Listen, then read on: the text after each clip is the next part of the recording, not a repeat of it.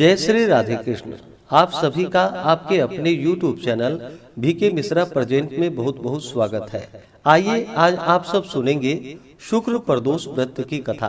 प्रत्येक माह कृष्ण पक्ष और शुक्ल पक्ष की त्रयोदशी तिथि के दिन जब भी प्रदोष काल का समय प्राप्त होता है, उस दिन प्रदोष व्रत को धारण किया जाता है। इस दिन विशेष प्रकार से भगवान शिव जी का, माता पार्वती का, साथ में शिव परिवार का, जो कि प्रदोष काल के समय में पूरे विधि विधान के साथ पूजन करना चाहिए। प्रदोष का व्रत जिस दिन भी पड़ता है उस दिन का अपना विशेष महत्व माना गया है। इसे धारण करने से 100 गायों को दान करने के समान पुण्य फलों की प्राप्ति होती है। प्रदोष का व्रत अगर रविवार के दिन पड़ता है तो इसे धारण करने से आयु और आरोग्यता की प्राप्ति होती है। सोमवार के दिन हो तो इससे अभिष्ट सिद्धि की प्राप्ति होती है। मंगलवार के दिन पड़े तो रोगों से मुक्ति और स्वास्थ्य लाभ की प्राप्ति के लिए मंगल प्रदोष का व्रत धारण किया जाता है। वहीं पे बुधवार के दिन अगर हो तो इससे सभी कामनाएं सिद्ध होती है। गुरुवार के दिन धारण करने से शत्रुओं का विनाश होता है, शत्रुओं पर विजय की प्राप्ति होती है। शुक्रवार के दिन अगर प्रदोष व्रत पड़े तो सौभाग्य और स्त्री की समृद्धि के लिए शुक्र प्रदोष का व्रत धारण किया जाता है। शनिवार के दिन अगर प्रदोष व्रत हो तो इसे धारण करने से संतान लाभ की प्राप्ति होती है। माघ मास कृष्ण पक्ष की त्रयोदशी तिथि प्रारंभ समय 15 जनवरी 2026 दिन गुरुवार रात्रि 8:18 और त्रयोदशी तिथि की जो समाप्ति है वह 16 जनवरी 2026 दिन शुक्रवार रात्रि 10:24 पे त्रयोदशी तिथि की समाप्ति है। तो प्रदोष व्यापनी के अनुसार जो कि 16 जनवरी 2026 दिन शुक्रवार को प्रदोष का व्रत धारण किया जाएगा। शुक्रवार के दिन इस बार प्रदोष का व्रत पड़ा है, तो शुक्रवार का जब भी प्रदोष व्रत होता है तो यह व्रत जो कि सौभाग्य और स्त्री की समृद्धि के लिए धारण किया जाता है। 16 जनवरी को ब्रह्म मुहूर्त का समय सुबह 5:24 से सुबह 6:19 तक होगा। सूर्योदय का समय सुबह 6:45, सूर्यास्त शाम 5:30 होगा। प्रातः काल पूजा का शुभ मुहूर्त सुबह 7:15 से सुबह 8:33 तक होगा। शाम को पूजा का शुभ मुहूर्त जो कि प्रदोष काल के समय में वह समय शाम 4:30 से शाम 6:30 तक होगा। राहु काल का समय 16 जनवरी को सुबह 10:47 से दोपहर 12:07 तक होगा। राहु काल समय के दौरान कोई भी शुभ कार्य या नया कार्य नहीं करना चाहिए, इस बात का ध्यान रखें। नक्षत्र जो कि मूल होगा अगले दिन सुबह 6:32 तक। योग ध्रुव होगा रात्रि 9:07 तक। उसके बाद व्याघात योग होगा।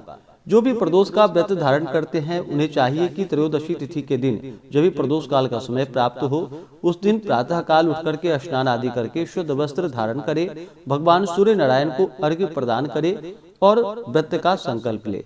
इस दिन सुबह और विशेष प्रकार से शाम को प्रदोष काल के समय में भगवान शिव जी का, साथ में शिव परिवार का पूरे विधि विधान के साथ पूजन करना चाहिए। इस दिन भगवान शिव का जल से अभिषेक करे, पंचामृत से अभिषेक करे, शुद्ध गंगा जल से अभिषेक करे, भगवान को पीला वस्त्र या सफेद वस्त्र अर्पित करे, यज्ञोपवीत चढ़ाएं, जल से आचमनी करवाएं। उसके बाद अक्षत, चंदन, पुष्प भगवान को अर्पित करे, बेलपत्र, भांग, धतूरा, शमी पत्र आदि भगवान को अर्पित करे, तुलसी मंजरी चढ़ाएं, फिर धूप और दीप दिखाएं, अनेक प्रकार का नैवेद्य आदि भगवान को अर्पित करें, जल से आचमनी करवाएं, मुख शुद्धि के लिए पान पत्र, सुपारी, लौंग, इलायची के साथ में भगवान को अर्पित करें, द्रव्य दक्षिणा चढ़ाएं और फिर प्रदोष व्रत का कथा श्रवण करें। भगवान शिव जी के स्तोत्र, चालीसा आदि का पाठ या श्रवण करे, भगवान की आरती करे, निराजन करे। इस प्रकार से भगवान का पूजन करना चाहिए। इस व्रत का पारण जो कि अगले दिन जाकर के सूर्योदय होने के बाद करना चाहिए। प्रदोष व्रत जो कि दिन रात्रि उपवास रह करके धारण करना चाहिए। जो उपवास नहीं रह पाते हो, जिनका स्वास्थ्य सही ना हो, तो आप एक समय फलाहार ग्रहण करके व्रत को धारण करें। तो आइए सुनते हैं शुक्र प्रदोष व्रत की कथा। तो बोलिए प्रेम से भगवान भोलेनाथ की जय, माता पार्वती की जय, सर्वदेवी देवता की जय। एक समय की बात है, सभी प्राणियों के हितार्थ परम पवित्र भागीरथी के तट पर ऋषि समाज द्वारा विशाल गोष्ठी का आयोजन किया गया। विज्ञ महर्षियों की एकत्रित सभा में व्यास जी के परम शिष्य पुराण वेत्ता श्री सूत जी हरि कीर्तन करते हुए पधारे। सूत जी को देखते ही शौनक आदि 88,000 ऋषि मुनियों ने दंडवत उन्हें प्रणाम किया। महाज्ञानी श्री सूत जी ने भक्ति भाव से ऋषियों को हृदय से लगाया तथा आशीर्वाद दिया। विद्वान ऋषिगण और सब शिष्य आसनों पर विराजमान हो गए। मुनिगण विनीत भाव से पूछने लगे कि हे परम दयालु, कलिकाल में भगवान शंकर जी की भक्ति किस आराधना द्वारा उपलब्ध होगी, हम लोगों को बताने की कृपा कीजिए, क्योंकि कलयुग के सभी प्राणी पाप कर्म में रत होकर वेद शास्त्रों से विमुख रहेंगे। दीन जन अनेकों संकटों से त्रस्त रहेंगे। हे मुनि श्रेष्ठ, कलिकाल में सत्कर्म की ओर किसी की रुचि नहीं होगी। जब पुण्य क्षीण हो जाएगा तो मनुष्य की बुद्धि असत कर्मों की ओर प्रेरित होगी, जिससे दुराचारी पुरुष वंश सहित समाप्त हो जाएंगे।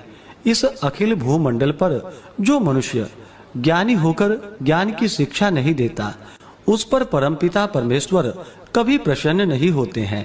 हे महामुने, ऐसा कौन सा उत्तम व्रत है जिससे मनोवांछित फल की प्राप्ति होती है?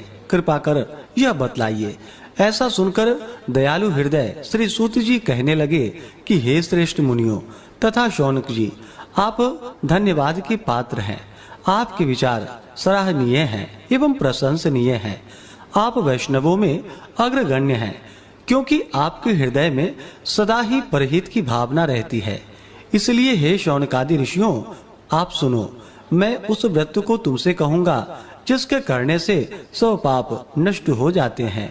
धन वृद्धि कारक, दुख विनाशक, सुख प्राप्त कराने वाला, संतान देने वाला, मनोवांछित फल प्राप्ति कराने वाला यह व्रत तुमको सुनाता हूँ, जो किसी समय भगवान शंकर जी ने सती जी को सुनाया था और उनसे प्राप्त यह परम श्रेष्ठ उपदेश मेरे पूज्य गुरु जी ने मुझे सुनाया था, जिसे मैं आपको समय पाकर शुभ वेला में सुनाता हूँ। अब मैं आपको शुक्रवार त्रयोदशी प्रदोष व्रत की कथा सुनाता हूँ।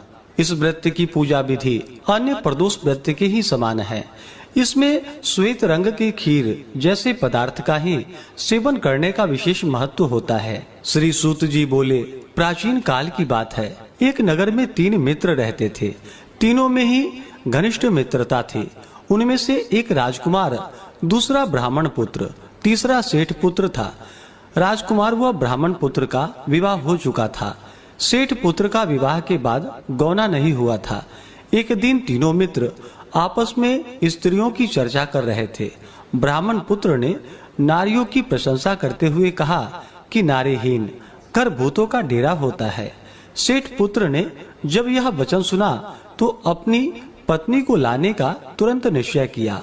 सेठ का पुत्र अपने घर गया और माता पिता से अपना निश्चय बतलाया। उन्होंने बेटा से कहा कि बेटा, शुक्र देवता डूबे हुए हैं। इन दिनों बहु बेटियों को उनके घर से विदा कराकर लाना शुभ नहीं होता है, अतः शुक्रोदय के बाद तुम अपनी पत्नी को विदा कराकर ले आना। सेठ पुत्र अपनी जिद से टस से मस नहीं हुआ और अपनी ससुराल जा पहुंचा। सास ससुर को उसके इरादे का पता चला। उन्होंने इसको समझाने की कोशिश की, किंतु वह नहीं माना और फिर उनके सास ससुर को विवश हो अपनी कन्या को विदा करना पड़ा। ससुराल से विदा होकर पति पत्नी नगर से बाहर निकले ही थे कि उनकी बैलगाड़ी का पहिया टूट गया और एक बैल की टांग भी टूट गई। पत्नी को भी काफी चोटें आई। सेठ पुत्र ने आगे चलने का प्रयत्न जारी रखा। तभी डाकुओं से भेंट हो गई और वे धन धान्य लूट कर ले गए। सेठ पुत्र पत्नी सहित रोता पीटता अपने घर जा पहुंचा। जाते ही उसे सर्प ने डस लिया। उसके पिता ने वैद्यों को बुलवाया। उन्होंने देखने के बाद घोषणा की कि सेठ पुत्र 3 दिन में मर जाएगा। उसी समय इस घटना का पता जब ब्राह्मण पुत्र को लगा तो उसने सेठ से कहा कि आप अपने लड़के को पत्नी सहित बहू के घर वापस भेज दो। यह सारी बाधाएं इसलिए आई है कि आपका पुत्र शुक्र अस्त में पत्नी को विदा कराकर लाया है। यदि वह वहां पहुंच जाएगा तो यह बच जाएगा, सेठ को ब्राह्मण पुत्र की बात जच गई और अपनी पुत्र वधू को वापस लौटा दिया। वहां पहुंचते ही सेठ पुत्र की हालत ठीक होनी आरंभ हो गई। शेष जीवन सुख आनंद पूर्वक व्यतीत किया और अंत में वह पति पत्नी दोनों विमान द्वारा स्वर्गलोक को चले गए। इस प्रकार से जो भी सच्ची श्रद्धा के साथ शुक्रवार प्रदोष का व्रत धारण करते हैं तो उनके जीवन की सभी प्रकार की दुख और कष्ट दूर हो जाते हैं तथा दाम्पत्य जीवन खुशहाल होता है। तो बोलिए प्रेम से भगवान भोलेनाथ की जय, माता पार्वती की जय, सर्व देवी देवता की जय। जो भी भक्तजन प्रदोष का व्रत करते हैं उन्हें प्रदोष का व्रत कम से कम 11 त्रयोदशी या 26 त्रयोदशी का व्रत धारण करना चाहिए और फिर व्रत पूर्ण होने पर व्रत का उद्यापन करना चाहिए। प्रदोष व्रत के दिन जो कि दिन रात्रि उपवास रहते हुए व्रत को धारण करना चाहिए। जो उपवास नहीं रह पाते हैं, जिनका स्वास्थ्य सही ना हो, तो एक समय फलाहार ग्रहण करके व्रत को धारण करना चाहिए और इस दिन भगवान शिव जी का पूरे विधि विधान के साथ पूजन करना चाहिए। भगवान शिव जी का अगर मंदिर में पूजन कर रहे हों तो मंदिर में पूजन सामग्री लेकर के भगवान शिव जी का पूजन करें।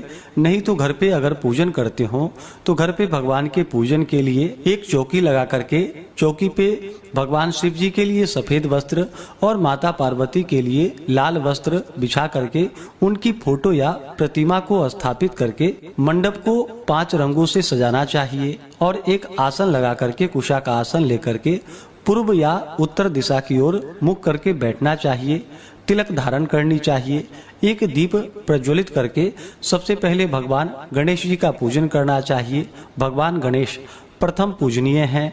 किसी भी प्रकार के शुभ या मांगलिक कार्यों में पहले भगवान गणेश जी का पूजन किया जाता है। तो पहले भगवान गणेश जी का पूजन कर लें, उसके बाद शिव परिवार का पूजन करें, जैसे कि नंदी, श्रृंगी, भृंगी, कृतमुख, कुबेर, कार्तिकेय, सर्प देवता आदि का पूजन करें और फिर भगवान शिव, माता पार्वती का पूरे विधि विधान के साथ पूजन करना चाहिए। कथा श्रवण करनी चाहिए।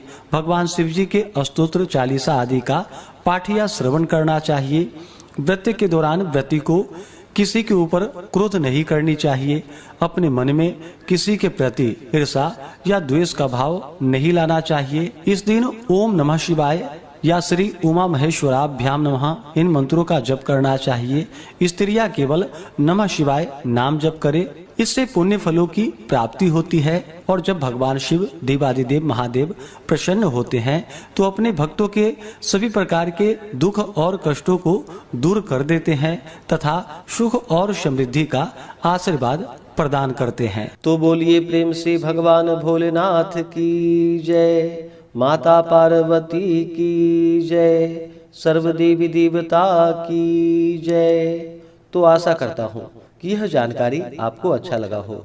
इसी प्रकार से ज्ञानवर्धक जानकारियाँ प्राप्त करते रहने के लिए, व्रत पूजा के बारे में जानने के लिए, कथा को सुनने के लिए चैनल पे अगर आप पहली बार आए हैं तो चैनल को लाल बटन दबा करके सब्सक्राइब करें, साथ में बेल आइकन घंटी को दबाएं ताकि आने वाली वीडियो का नोटिफिकेशन आपको समय से मिलता रहे।